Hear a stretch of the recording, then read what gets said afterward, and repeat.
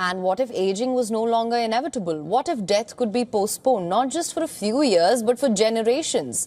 Since the dawn of civilization, humans have dreamed of defying death to stretch the fragile thread of life far beyond its natural limits. From the emperors who built empires seeking eternal life to today's tech moguls chasing digital immortality, the relentless quest to conquer death burns fiercer than ever. China's National Cultural Heritage Administration has concluded that a stone inscription found on the Tibetan plateau recording an unknown expedition sent by China's first emperor Qin Shi Huang in 210 BC is genuine.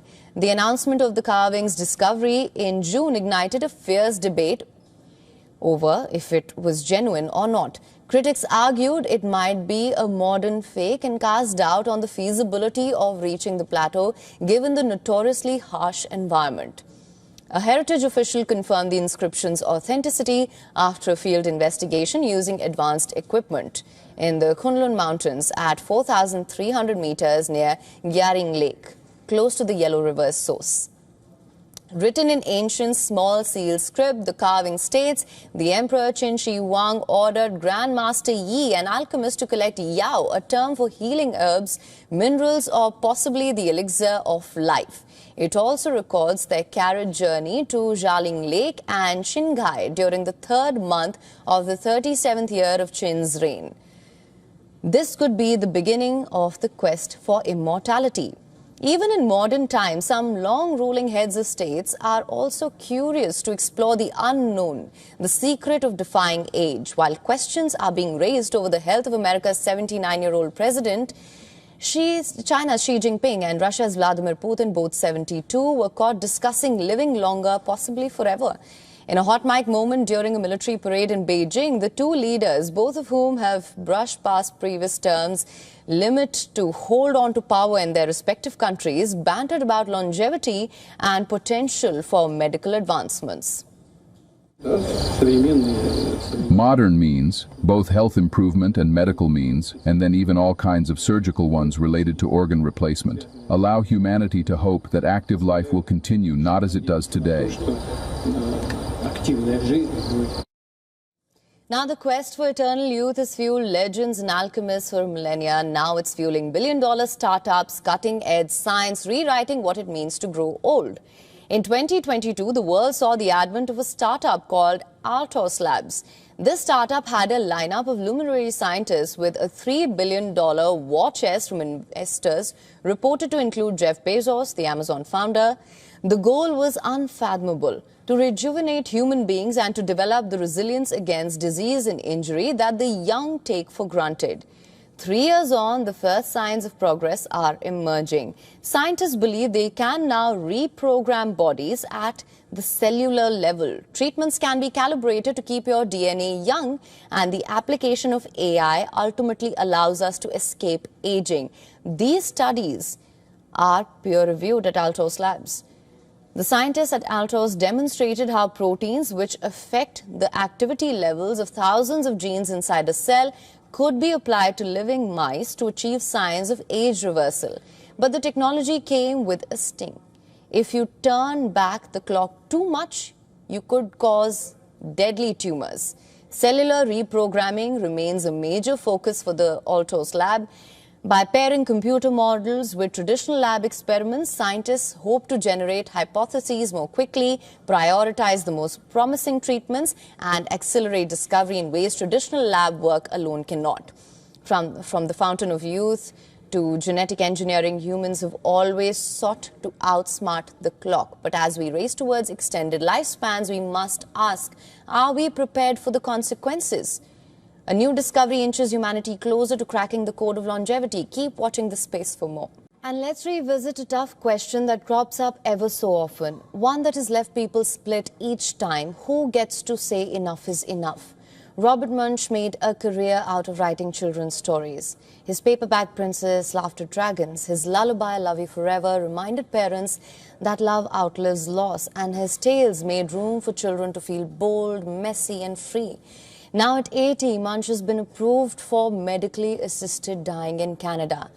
Diagnosed with dementia in 2021 and also living with Parkinson's disease, He told the New York Times magazine that he has not chosen a date yet, but he will know when it's time. He said, "When I start having real trouble talking and communicating, then I'll know." But his decision pulls us into harder questions.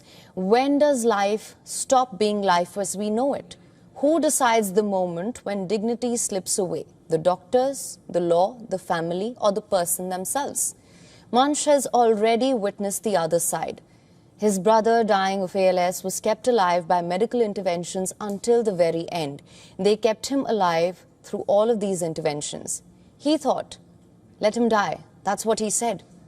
And it seems that memory shaped his resolve to choose differently. Canada legalized euthanasia in 2016 for those with terminal illnesses. In 2021, the law was expanded to include people suffering from incurable but not immediately life-threatening conditions. The safeguards are clear: a voluntary request, a state of irreversible decline, assessments by 2 independent doctors, and perhaps the most haunting clause of all: the patient must give active consent on the very day of their death. What happens when memory and language, the very tools of consent, fade away and numbers are stuck? Medically assisted dying accounted for 4.7% of all deaths in Canada in 2023. That's 15,300 people. 96% of those had deaths deemed reasonably foreseeable, most from cancer. Munch falls into a smaller, more complex category: those whose illnesses may not kill quickly but strip away identity piece by piece. His legacy is immense: 85 books published, more than 80 million copies sold in North America alone, and translations into at least 20 languages. He is a member of the Order of Canada and has a star on Canada's Walk of Fame. A man who gave children their first encounters with humor, defiance, and tenderness is now confronting how his own story should end. But the question his choice raises are not just legal. They are human. When life hurts more than death, who gets to say enough? Is it surrender, or is it an assertion of control in a life slowly being dismantled by disease? And when one of the world's greatest storytellers decides to write his final ending, the question that remains is not whether he has the right, but whether the rest of us are willing to listen. All right, let's shift our focus now. Indian Prime Minister Narendra Modi turned 75 today. Global leaders penned heartfelt messages for the Indian Prime Minister, from Donald Trump to Russia's Vladimir Putin. Birthday messages from different heads of states touched upon Prime Minister Modi's influence in reshaping India's global image. 75th birthday was a working day for India's Prime Minister. Prime Minister Modi launched several initiatives in the state of Madhya Pradesh, focusing on health, nutrition, tribal welfare and industry development, including the Swasth Nari Sashakt Parivar campaign and the 8th Rashtriya Poshan Maah. Now, celebrating the birthday of their leader, the Bharatiya Janata Party also launched a fortnight-long Seva Pakhwada from the 17th of September till the 2nd of October.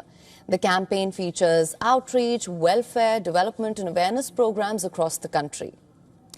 Indian Prime Minister Modi's 75th birthday was also marked by tributes from Indian and global leaders. As I mentioned earlier, US President Donald Trump dialed Prime Minister Modi to wish him on his birthday and thanked him for his support in seeking an end to the Russia-Ukraine war.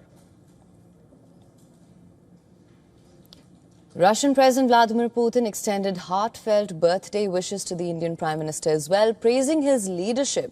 Putin said he looked forward to continuing constructive dialogue and close cooperation with India on both bilateral and international issues. Israeli Prime Minister Benjamin Netanyahu called him his good friend, promising to take their partnership to new heights. And wishing the Prime Minister on his 75th birthday, Italian Prime Minister Giorgia Meloni said Prime Minister Modi's strength, determination and ability to lead millions of people is a source of great inspiration. And among the global leaders to wish Prime Minister Modi was Australian Prime Minister Anthony Albanese, who said he was proud to share a strong friendship with India. He said he was grateful for the contribution of the Indian community in Australia.